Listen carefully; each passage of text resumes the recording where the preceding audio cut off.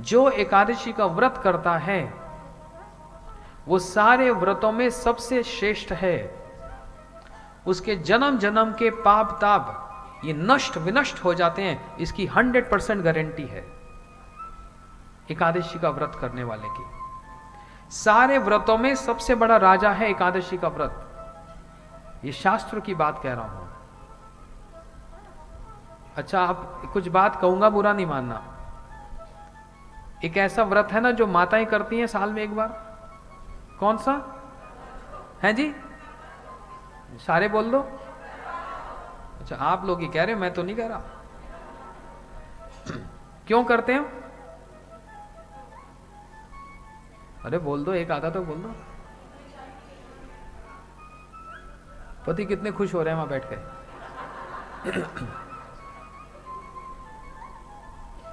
पति की आयु। अच्छा, ये कौन सी गीता में, भागवत में लिखा ये व्रत? किसी वेद में, पुराण में है? कहीं नहीं। एक रिवाज है, कर लो, अच्छी बात है। एक दिन की डाइटिंग हो जाती है। डाइटिंग क्या, सुबह सुबह तो खा लेती है इतना। लेकिन किसी शास्त्र में यह वर्णन नहीं है। और दूसरी बात है, देखो, आपने कहा पति की आयु के लिए, वो बेचारे हमारे मुसलमान ईसाई पति जल्दी मर जाते हैं, उनकी पत्नियां तो करती नहीं है, वो जल्दी मर जाते हैं। किसी भी शास्त्र में व्रत के बारे में नहीं लिखा। ऐसे हजारों व्रत आप लोग करते हो जिसका किसी शास्त्र में वर्णन ही नहीं है। बेकार की मेहनत है, कर लो। फिर हमको लगता है हमने व्रत किया तो कुछ हुआ नहीं। आई वो व्रत करो तो शास्त्र सम्मत है, जो शास्त्रों में वर्णन किया है, जिसको बड़े बड़े अम्बरीश महाराज जैसे राजाओं ने किया है। ये व्रत सबके लिए है। 8 साल से 80 साल तक सबके लिए व्रत कंपलसरी है, अनिवार्य है। कोई चोरी करता है, किसी की हत्या करता है, भ्रूण हत्या करता है, कितने प्रकार के भी पाप करता है, सबका प्रायश्चित है। लेकिन एकादशी के दिन में जो अन्न खाता है उसका प्रायश्चित है ही नहीं है, उसका कोई प्रायश्चित नहीं है।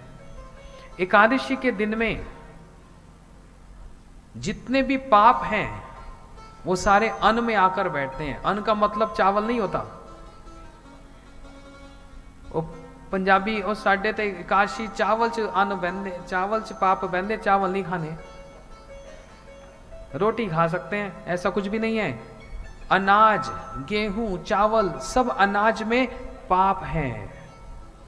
एकादशी के दिन में, उस दिन एकादशी के दिन में अन्न खाने का मतलब है पाप खाना।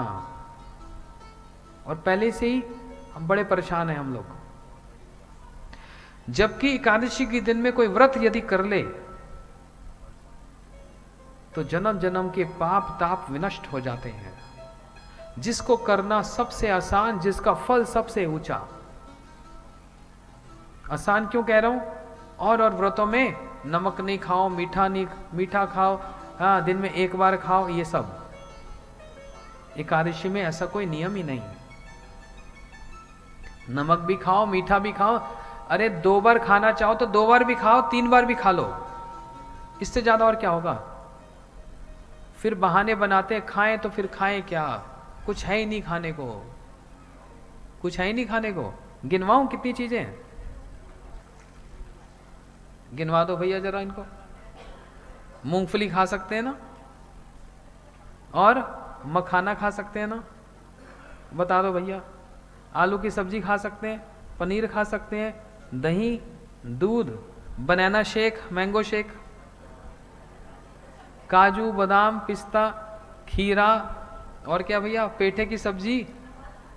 और एक चीज जो बच्चों को बड़ा अच्छा लगता है, जानते हो क्या है? आलू चिप्स, फ्रेंच फ्राइज। और बताऊं, मखाने की खीर। और बताऊं, फ्रूट क्रीम। और कितना खाओगे, पेट नहीं भरता। चुपचाप सुने जा रहे हो, कह रहे ये भी नहीं कहते बस करो पेट भर गया, इससे ज्यादा और कितना खाओगे। तो आप सोचोगे फिर उपवास क्या हुआ जब 3 बार इतना सब खा लिया। तो उपवास का मतलब होता है उप के निकट वास को उपवास कहते हैं। उप का मतलब होता है भगवान, श्रेष्ठ।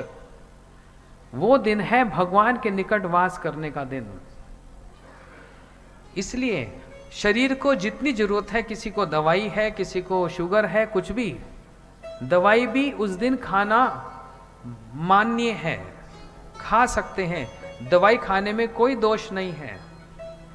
और समाज में एक अपवाद है कि जो सदवा है उनके लिए एकादशी नहीं है। ये बिल्कुल झूठ बात है। किसने कह दिया ये बात? 8 साल से 80 साल तक सबके लिए एकादशी का व्रत जरूरी है।